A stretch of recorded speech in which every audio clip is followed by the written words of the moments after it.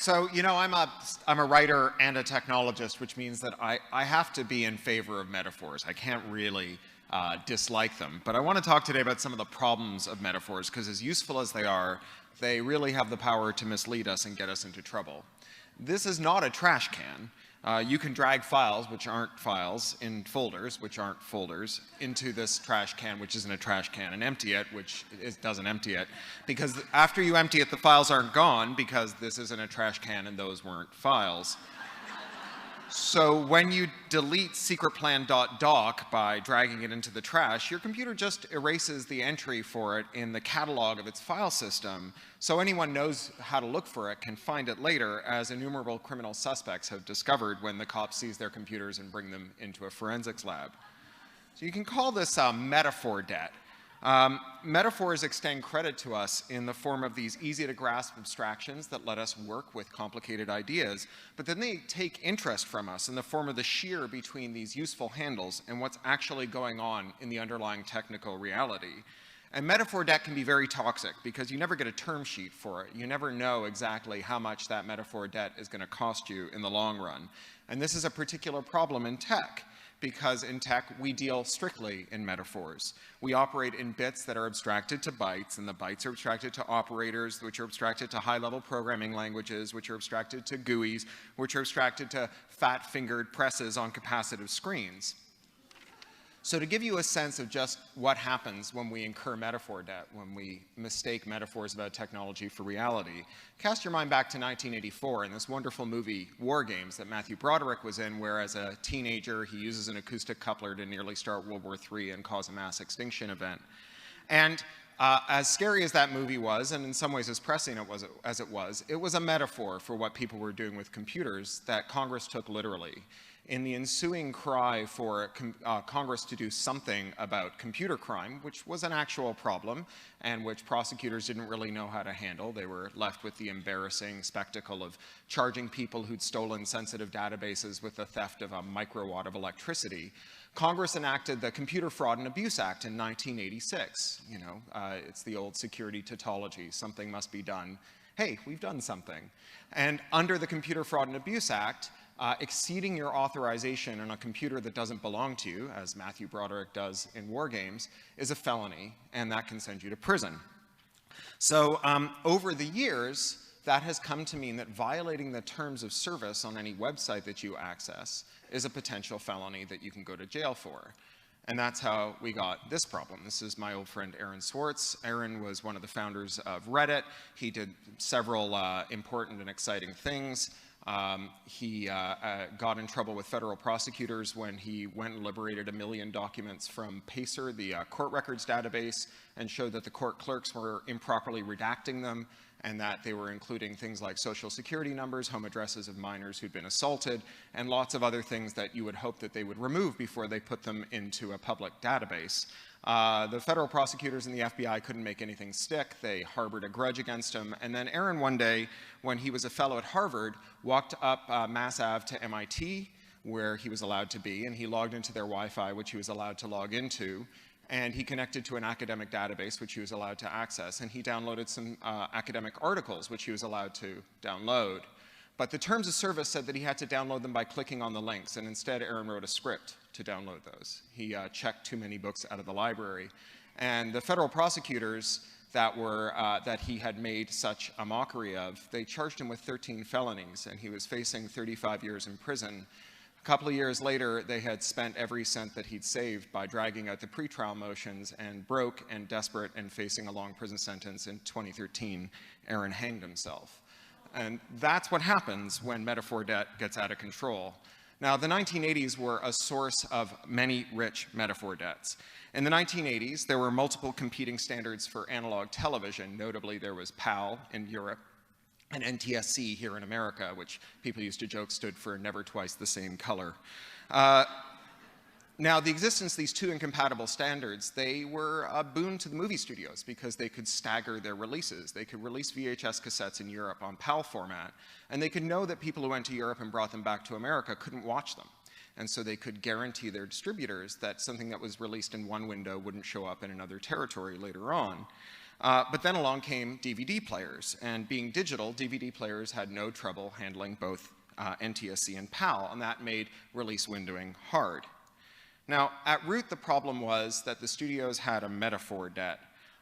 It was that a DVD player or a Sega Dreamcast or any of these other devices, they aren't specialized appliances that play video games. They're not VHS decks that happen to accept small, flat, round cartridges. They are general-purpose Turing-complete von Neumann architecture computers capable of executing any instruction that we can express in symbolic logic that just happen to have a CD drive attached to them. The response to this was to pass a law called the DMCA in 1998 that enshrined metaphor debt into law. The DMCA stands for the Digital Millennium Copyright Act, and it has this section 1201 that makes it a felony, again, to bypass an effective means of access control for a copyrighted work.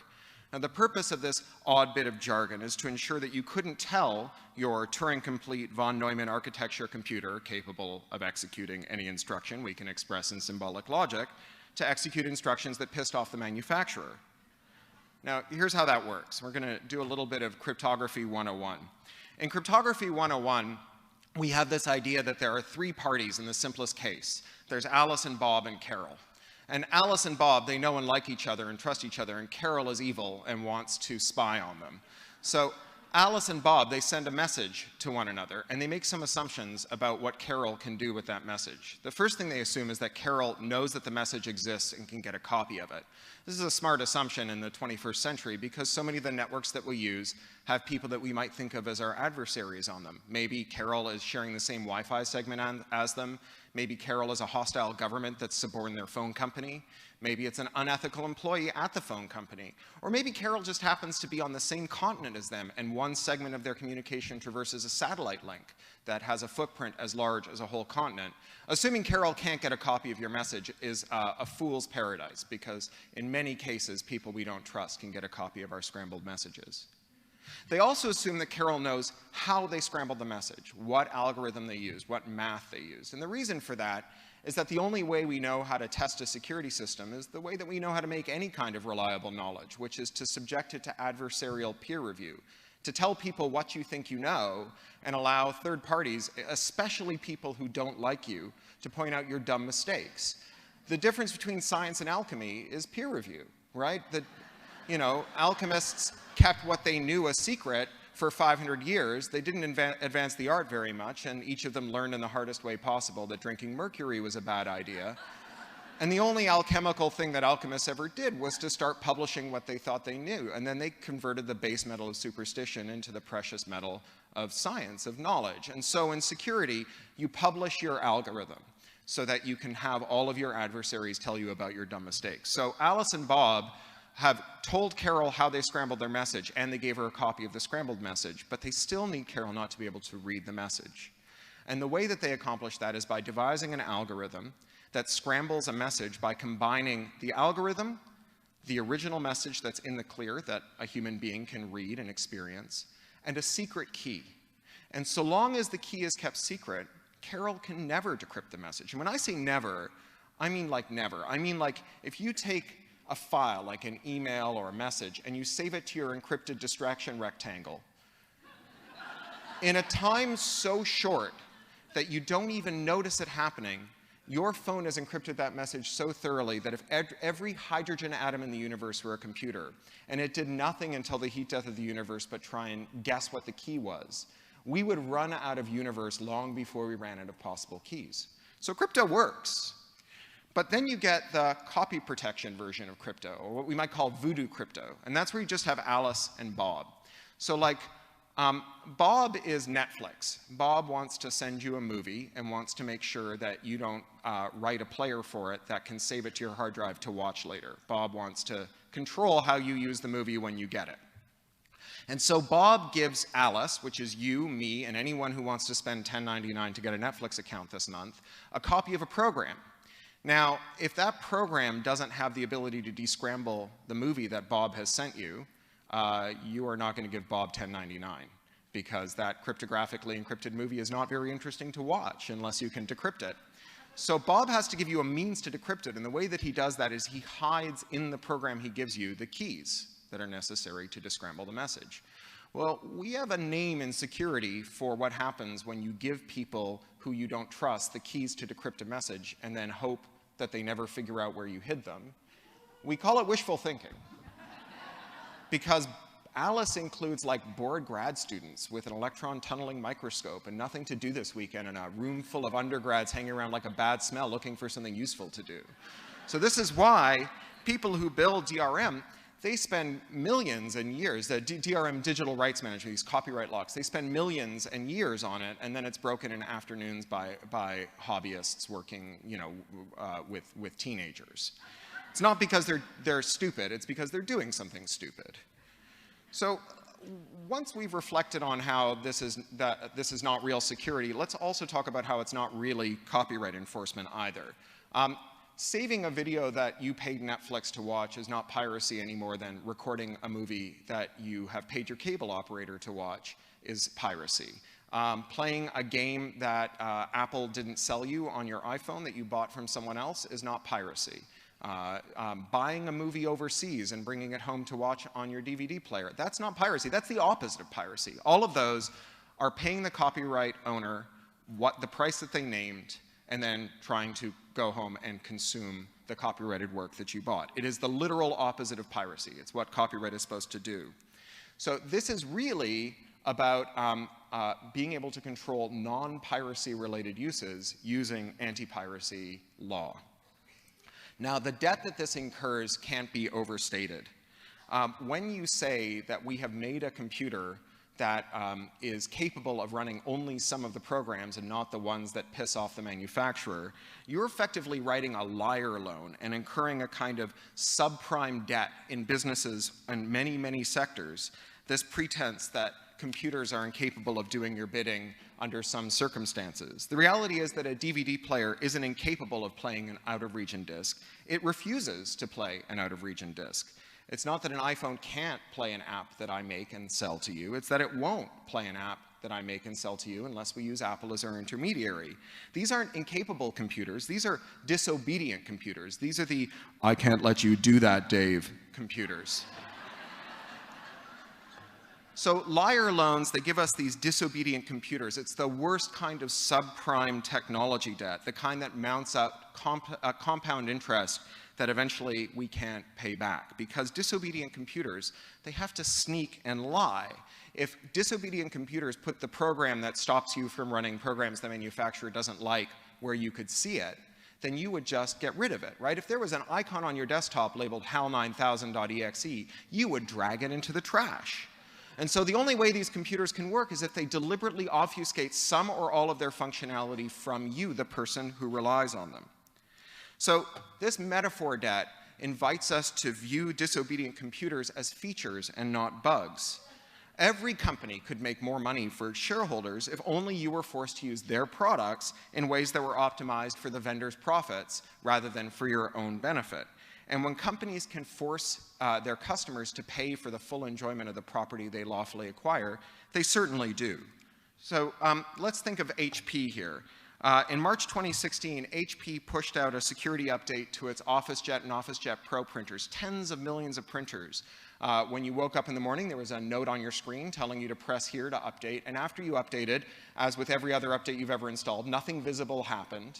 And indeed, no new security was added to your printer. Instead, there was a kind of Manchurian feature added to your computer. Over the next 6 months, the printer silently counted down until September 2016, when all of those printers suddenly woke up and began to search for, recognize, and reject third-party ink. So people all over the world found that their printers didn't work one morning, and they tried known good third-party cartridges and it didn't work. They threw away their printers, they generated tens of thousands of complaints, and eventually we figured out what was going on. HP had deliberately broken millions of customers' property to punish them for failing to arrange their affairs to benefit HP shareholders. And then a year later, last month, they did it again. So the DMCA, it doesn't just give a company the right to dictate how you use a product, it also gives companies a monopoly over who gets to tell you about defects in their products. Disclosure of product defects, after all, can help you remove these copyright locks. And so the DMCA goes so far not just to prohibit tampering with copyright locks, but also disclosing information that could help you do it. So a defect in a product will fester, often quietly exploited by bad guys who don't care about copyright liability, until some security researcher finally gets up the nerve to tell us all what has been known by the manufacturer and by the victims for a long time.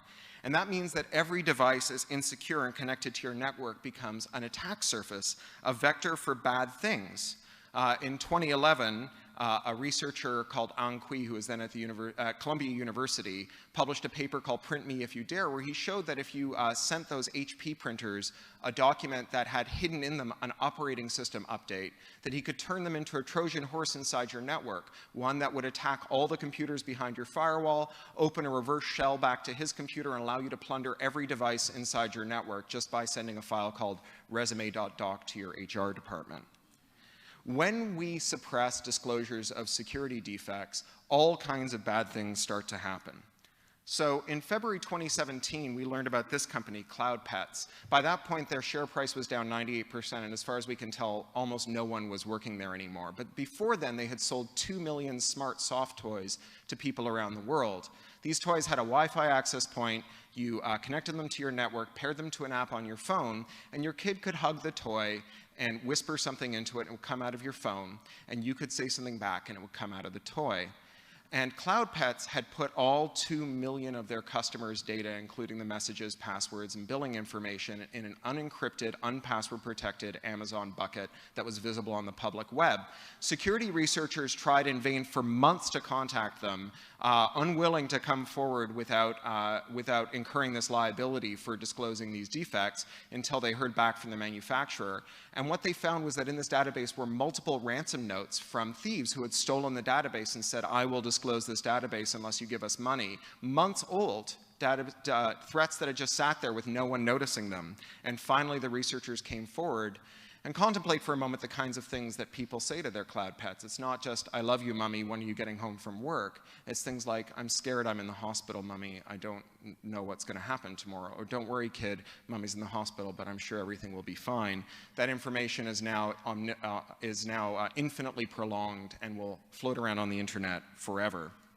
And then here in the Bay Area in 2016, there was a short-lived news cycle about nanny cams, because there was a family whose 3-year-old said that the baby monitor in his room, which he called the phone, was scaring him at night by talking to him. And one night his mom was walking past the room, and she heard some random person's voice swearing at her child, and she walked in, and the camera pivoted around to look at her, and a stranger's voice said, "Uh-oh, Mommy's in the room," and she never heard the voice again, and doesn't know what happened to that person or the footage that was gathered from her camera. The temptation to put sensors and DRM in our devices is seemingly endless and infinitely unwise. Think for a moment of the semi-orthoscopic sex toy, which is exactly what it sounds like, a sex toy with a camera in the tip. And in April 2017, security researchers came forward to say that they had unsuccessfully attempted to warn the company that its default Wi-Fi password of 88888888 and unpatched vulnerabilities in its firmware allowed anyone, anywhere in the world, once it had been compromised, to tap into it and see it through its camera. And after repeated warnings, the company had never come back to them. No orifice is unplugged in the world of copyright protection. In 2016 at CES, this company unveiled its Internet of Things rectal thermometer, which gives us this kind of attack surface up our literal asses. Now, companies don't do this stuff because they want to be insecure. They do it because they want to pursue petty and illegitimate advantage in the marketplace, and they are indifferent to the security implications. They do it because they want to control their competitors. Recall that Netflix made quite a business out of mailing these red envelopes around, even though the motion picture studios called it a form of theft. And because there was no means by which the motion picture industry could turn its preference that people not put DVDs in red envelopes into a law, Netflix was able to thrive. But every pirate becomes an admiral. And so this year, Netflix helped the World Wide Web Consortium, which has historically been the place where open standards for the web were made, to create a copyright protection scheme for the World Wide Web itself, one that makes it a felony to audit components of browsers that can be used to attack you in every conceivable way. We at Electronic Frontier Foundation propose that the World Wide Web Consortium make it a condition of membership that members promise not to attack security researchers, people making accessibility adaptation, or legitimate competitors as a condition of proceeding with this, and Netflix rejected all of those proposals. When your devices refuse to obey you, when the dead hand of the manufacturer lies on them, ready to go upside your head for failing to arrange your affairs to the maximum benefit of its shareholders, you are no longer the owner of that property. You have become a tenant of it. And we have a name for a system where only small elites get to own property. It's called feudalism. But in modern digital feudalism, we don't even have a human aristocracy. Our aristocracy, the only property-owning class, are transhuman immortal colony organisms called limited liability corporations that treat human beings as their inconvenient gut flora and food source. We are now only one vision system away from a toaster that won't toast unauthorized bread. We are one RFID away from a dishwasher that won't wash third-party dishes, and it will be a felony to reconfigure them because the DMCA draws no distinction between Apple getting to decide whose apps you put in your phone and KitchenAid deciding whose bread you can put in your toaster. Enough is enough. Thank you. So, economists have a useful idea called the Ulysses Pact, named for this guy, Ulysses. Before Ulysses sailed into the sea of the sirens, whose songs could make men jump into the water, he had himself lashed to the mast. He took advantage of a moment when he was strong to do something to protect him against a future moment where he would be weak. This is like throwing away the Oreos the night you go on a diet, right? You know that later on you will be tempted. So I'm going to propose a Ulysses Pact to you. It's in two parts. The first part is that devices should always obey their owners. When there is a contradiction between the thing that the owner wants to do and a remote party wants the device to do, whether that's a government, a law enforcement agency, an employer, a school, or the manufacturer, that the device should listen to its owner. And the second is that security defects should always be lawful to disclose. Even though there are reckless ways to go public with security defects, allowing anyone to decide who can tell the truth about defects in systems that we rely on is far worse than the consequences of the most reckless disclosure. And I charge you never to contribute to products, designs, or activities that undermine these principles, to be hardliners for them. If they're not calling you unrealistic fanatics, you are not trying hard enough. Now, at Electronic Frontier Foundation, we're doing our part. We have this project, Apollo 1201, to get rid of the DMCA and laws like it everywhere in the world within a decade. We're suing the US government to invalidate DMCA 1201 right now, but this is not a fight we can win on our own. This is a group effort, and we need you. Because if we lose this fight, we lose everything. I mean, what a shitty dystopia to end up in, one where we get Huxley'd into the full Orwell, where our entertainment technology and its law is the way that we end up with totalitarian control. The world has far worse problems than the destiny of the internet and our technology, and we've heard about them here: climate and gender, racial inequality, wealth inequality. But those fights, they will be won or lost on the internet. Without a free, fair, and open internet infrastructure, we've lost those fights before we're joined. As Aaron Swartz said before he died, in the 21st century, it is no longer acceptable for politicians not to understand technology. Metaphors cost something. It's a metaphor to say information wants to be free, but information doesn't want to be free. I actually wanted to get to the bottom of this, so Information and I went to Mendocino last month. We built a sweat lodge, we drank Oki Chardonnay, we cried about our fathers, we had a drum circle, and at the end, Information took me in a long manly hug. I felt its beard rasp my cheek and smelled the smoke in its hair, and it whispered its secret into me, which is that all information wants is for us to stop anthropomorphizing it. Because information does not want a damn thing, but people want to be free. And the way you make people free in an information society is with a free, fair, and open internet infrastructure.